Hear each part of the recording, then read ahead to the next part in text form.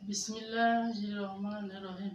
Online ক্লাসে সবাইকে স্বাগতম জানিয়ে আমি মোসাম্মদ শাইনা বেগম, রংপুর সরকারি বালিকা উচ্চ বিদ্যালয়ের একজন সহকারী শিক্ষক। তোমাদেরকে আমি আজকে যে গল্পটি পড়াবো তার ছবি একটু আগে তোমরা দেখেছো। এখন তোমরা বুঝতে পেরেছো যে আজকে আমি তোমাদেরকে কি পড়াবো। তাহলে তোমরা সবাই বাংলা বই বের করে মিনু গল্পটি দেখো। আজকে আমি তোমাদেরকে পড়াবো মিনু। মিনু গল্পটি লিখেছে বনফুল। বনফুলের পুরো নাম হচ্ছে বলাইচাঁদ মুখোপাধ্যায়। এই মিনু গল্পটি পড়ে তোমরা যে বিষয়গুলো সম্পর্কে জানতে পারবে, অনুধাবন করতে পারবে, সে সম্পর্কে এখন আমি আলোচনা করব। এই গদ্যর শিকন ফল হচ্ছে বিশেষ চাহিদা সম্পন্ন মানুষ সম্পর্কে তোমরা অবগত হবে। বাক ও শ্রবণ প্রতিবন্ধী মানুষের কষ্ট অনুভব করতে পারবে। চাহিদা সম্পন্ন মানুষের কল্পিত জগৎ সম্পর্কে ধারণা অর্জন করতে পারবে। চাহিদা সম্পন্ন মানুষের প্রতি তোমাদের মমত্ববোধ অনুধাবন হবে।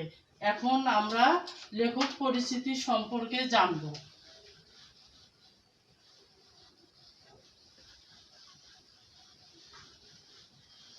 বনফুলের পুরো নাম তোমরা এতক্ষণ জেনে গেছো। তার পুরো নাম হচ্ছে বলাইচাঁদ মুখোপাধ্যায়। এই মানুষটি জন্মগ্রহণ করেছে ভারতের বিহারে 1900 জন্মগ্রহণ করেছে। এই মানুষটি 19শে জুলাই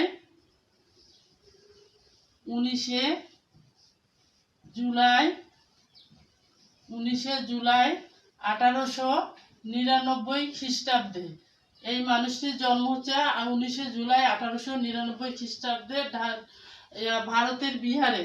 ইনি শিক্ষা জীবনে একজন ভালো ছাত্র ছিলেন এবং সে পেশাগত জীবনে একজন চিকিৎসক ছিলেন। তিনি বিভিন্ন সরকারি হাসপাতালে বিভিন্ন জায়গায় চাকরি করেছেন, কিন্তু তার মধ্যে সাহিত্যে, গল্পে, ভাষায় তার একটা অদম্য ইচ্ছা ছিল এবং সে সুযোগ পেলে এগুলো রচনা করতেন। এই মানুষটি ভাষাতে এবং সাহিত্যে পদ্মভূষণ উপাধিতে স্বীকৃতি পেয়েছেন। এই মানুষটির মৃত্যুবরণ হয় 9ই ফেব্রুয়ারি 9ই ফেব্রুয়ারি। এই মানুষটির মৃত্যুবরণ হয় 9ই ফেব্রুয়ারি 1979 সালে।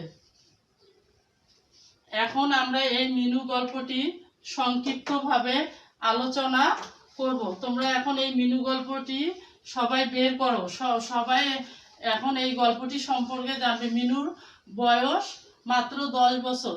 তার বাবা তার জন্মের আগেই মারা গেছে। সে তার দুঃসম্পর্কের আত্মীয় তার পিসিমার বাড়িতে বড় হয়। তার নাম হচ্ছে যোগেন বসাক। সবাই ভাবতো যোগেন বসাক অনেক মহৎ ব্যক্তি। সে এই এতিম বাচ্চাটিকে জায়গা দিয়ে অনেক একটা ভালো কাজ করেছে, কিন্তু যোগেন বসাক ছিল অনেক চালাক মানুষ। সে শুধু এই বাচ্চাটিকে সারা দিনে সব ধরনের এমন কোনো কাজ নাই যে মিনু পারত না। মিনু সর্বে গুণে গুণান্বিত ছিল। সব ধরনের কাজ সে করত। সে কানে শুনতে পেত না, আবার দেখা যাচ্ছে কেউ ডাকলেও বুঝতো না, কিন্তু আবার চিৎকার দিয়ে বললে বা জোরে ডাক দিলে সে বুঝতে পারতো যে তাকে। কিন্তু সে তার মনের মতো করে সারাদিন কাজ করত। কখনো সে কাজকে ভয় পেত না, কিন্তু সে কারো কথা শুনতো না। সে তার মতো করেই চলতো। তার একটা ইন্দ্রিয় জগৎ ছিল, যে যেভাবে সে অনুভব করতো সেভাবেই সে কাজ করতো। সে সুযোগ পেলেই আকাশের দিকে, ছাদে যে আকাশের দিকে দেখতো, কাঁঠাল গাছের মগডালের দিকে তাকিয়ে থাকতো। একদিন দেখা গেছে বিদেশ থেকে, পাশের বাড়ির টুনুর বাবা বিদেশ থেকে অনেক কিছু নিয়ে এসেছে, কিন্তু সেই দিন সে লক্ষ্য করলো কাঁঠাল গাছের সরু ডালে একটি হলুদ পাখি বসেছিল। তখন থেকে তার মনে ধারণা হলো হলুদ পাখি মনে হয় চিকন ডালে বসলেই বিদেশ থেকে ওর বাবা আসবে, কিন্তু তার বাবা তার জন্মের আগেই মারা গেছে। কিন্তু তার পিসিমা তার মন রক্ষা করার জন্য একদিন বলেছিল তোর বাবা বিদেশে গেছে, সময় হলে আসবে। কিন্তু মিনু সবসময় এই কথাটাই তার মনে কল্পনা করতো এবং ভাবতো যে তার বাবা একদিন বিদেশ থেকে আসবে। সে সে এক সময় এতই জ্বর যে জ্বরে তার গা কাঁপতেছিল, হাত পা টলকাচ্ছিল, তারপরেও সে জোর করে সিঁড়ি বেয়ে ছাদে দৌড় দিয়ে উঠলো। তখন তার পিসিমা এবং পিসিমশাই ঘুমিয়েছিল। সে দৌড় দিয়ে উঠে দেখলো যে সত্যি সত্যি সেদিন আকাশের তারাগুলো কালো নেই, আকাশটা লাল। সে লাল দেখে একটু মৃদু হাসলো এবং দেখলো ওই সরু ডালটার মধ্যে একটা হলুদ পাখি বসে আছে। সে মনে মনে ভাবলো তার বাবা যেন ফিরে এসেছে। সে দৌড় দিয়ে আবার নামলো, কিন্তু তার কল্পনা জগতে সে মনে করে তার বাবা এখনো বেঁচে আছে এবং যেদিন হলুদ পাখিটি ওই গাছের ডালে বসবে সেদিন মনে হবে যে তার বাবা ফিরে এসেছে। কিন্তু আসলে তার বাবা তার জন্মের আগেই মারা গেছে। মিনুর শত্রু ছিল দুইজন, বলতে এক কয়লা এবং ছিল বলতা বলতা ভীমরুল। বলতা ভীমরুল দেখলেই সে গামছা ছুঁড়ে ঘুরাতো আর ভীমরুলগুলোকে আঘাত করতে থাকলো। ভীমরুলগুলো যদি মাটিতে পড়ে না মরতো সেগুলোকে ঝাঁটাপিটি করে মারতো। আর কয়লাগুলোকে সে গদায় দিয়ে খুব জোরে জোরে মারতো। তার শত্রু ছিল কয়লা এবং বলতা ভীমরুল, এগুলোর সঙ্গে তার ইন্দ্রিয় জগতের একটা ভাব ছিল। এখন আমরা এই মিনু গল্পটির কয়েকটা শব্দের অর্থ সম্পর্কে জানবো। তোমরা এতক্ষণে এই গল্পটি সম্পর্কে ধারণা পেয়ে গেছো বাসায়, তারপরে তোমরা অনেকবার এই গল্পটি বাসায় পড়বা। এখন এই শব্দের অর্থগুলো সম্পর্কে আমি আলোচনা করব, তোমরা বই খুলে দেখো।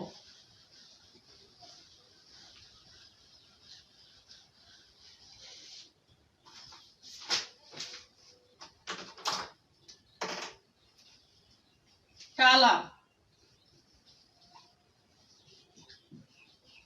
কালা শব্দের অর্থ হচ্ছে বধির। কালা শব্দের অর্থ হচ্ছে বধির। কালা শব্দ বধির অর্থ হচ্ছে যে কানে কম শোনে। সই, সই, সই শব্দের অর্থ হচ্ছে বান্ধবী। সই শব্দের অর্থ হচ্ছে বান্ধবী। উনুন শব্দের অর্থ হচ্ছে চুলা। উনুন, উনুন শব্দের অর্থ হচ্ছে চুলা। খিড়কি,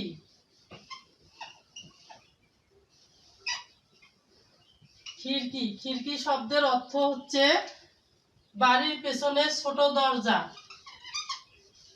বাড়ির পেছনের পিছনের ছোট দরজা। পিছনের ছোট দরজা।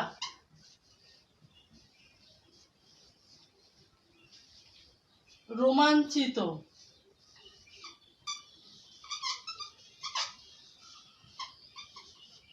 রোমাঞ্চিত শব্দের অর্থ হচ্ছে পুলকিত বা আনন্দিত।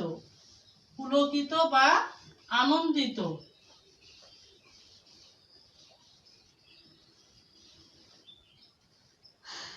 তোমরা এই শব্দগুলোর অর্থ অবশ্যই এখন বুঝতে পেরেছো।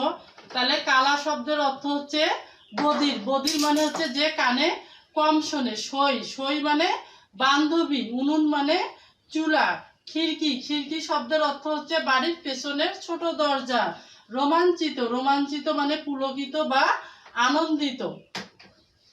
এখন আমরা এই গল্পটির মূল ভাব সম্পর্কে জানবো। এই গল্পটি তোমাদেরকে পড়ানোর মূল উদ্দেশ্য হচ্ছে শারীরিক মানসিক সুবিধা বঞ্চিত বিশেষ চাহিদা সম্পূর্ণ শিশুদের প্রতি তোমাদের মমত্ববোধ জাগ্রত করা এবং তাদের প্রতি তোমাদের অনুভূতি জাগ্রত করা। এই মানুষগুলোর প্রতি তোমরা সব সময় তোমাদের দয়া দেখাবা এবং তাদেরকে বুঝতে দিবে না যে তারা অসুস্থ। তাদের সঙ্গে তোমরা সবসময় স্বাভাবিকভাবে মেলামেশা করবা এবং এদেরকে সাহায্য সহযোগিতা করবা। এখন আমরা এই গল্পটির মূল ভাব সম্পর্কে জানবো। আমাদের সমাজে বিচিত্র ধরনের মানুষ বসবাস করে।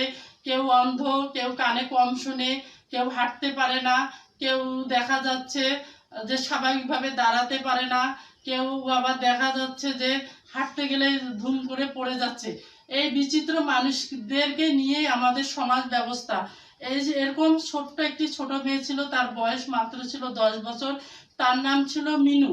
মিনু বাক ও শ্রবণ প্রতিবন্ধী। তার বাবা মা নেই, তাই বলে জীবনকে সে তুচ্ছ মনে করে না। দূর সম্পর্কীয় এক আত্মীয়র বাসায় তাকে থাকতে হয়। সেখানে গৃহকর্মে তার অখণ্ড মনোযোগ ছিল। শুধু তাই নয়, প্রকৃতির সঙ্গেও তার মিতালি গড়ে উঠেছিল। ভোরবেলার নতুন সূর্যকে নিজের জ্বালানো চুলির সঙ্গে তুলনা করতেই তার খুব ভালো লাগে। হলদে পাখি দেখে তার মনে পুলক জাগে। পাশের বাসায় কোনো এক প্রবাসী পিতার আগমন লক্ষ্য করে সে মনে করে একদিন তার বাবাও ফিরে আসবে। সেই দিন কাঁঠাল গাছের সেই চিকন ডালে হলদে পাখিও বসবে। পিতার জন্য মনে মনে তার অপেক্ষা করে কিশোরী। হলদে পাখি আসে কিন্তু তার পিতা আর আসে না। এই কষ্ট তার একান্ত নিজস্ব। তবুও সে স্বপ্ন দেখে, প্রতিদিন ছাদে যায়, সেই মগ ডালের দিকে তাকিয়ে থাকে, আকাশের দিকে তাকিয়ে থাকে। মনে হয় যেন তার পিতা তাকে নিয়ে নেওয়ার জন্য আসবে। এই অপেক্ষায় সে থাকে এবং স্বপ্ন দেখে। এই স্বপ্ন তাকে সমস্ত প্রতিকূলতা অতিক্রম করতে সাহায্য করে। তাহলে তোমরা এই গল্পটি কয়েকবার বাসায় পড়বা। পড়ার পর তোমাদের আমি একটি বাড়ির কাজ দেব। সেই বাড়ির কাজটি সবাই তৈরি করে রাখবা। তবে তৈরি করার আগে গল্পটা কয়েকবার মনোযোগ দিয়ে বাসায় পড়বা। তোমাদের বাড়ির কাজ হচ্ছে বিশেষ চাহিদা সম্পন্ন শিশুদের প্রতি সামাজিক সচেতনতা সৃষ্টির লক্ষ্যে প্রচারণার জন্য পোস্টার ও লিফলেট তৈরি করা। তোমরা সবাই এইটা বাসায় করে রাখবা। স্কুল খোলার পর এই কোভিড-19 পরিস্থিতি যখন ঠিক হয়ে যাবে, তখন স্কুল খুলে গেলে তখন আমরা এই কাজগুলো তোমাদের দেখব। তোমরা অবশ্যই বাসায় এই জিনিসগুলো তৈরি করে রাখবা। আর সবাই প্রয়োজন ছাড়া বাসার বাইরে যাবে না। সবাই নিজেরাও সুস্থ থাকবা, অপরকেও সুস্থ রাখার জন্য সহযোগিতা করবা এবং পরামর্শ দিবা।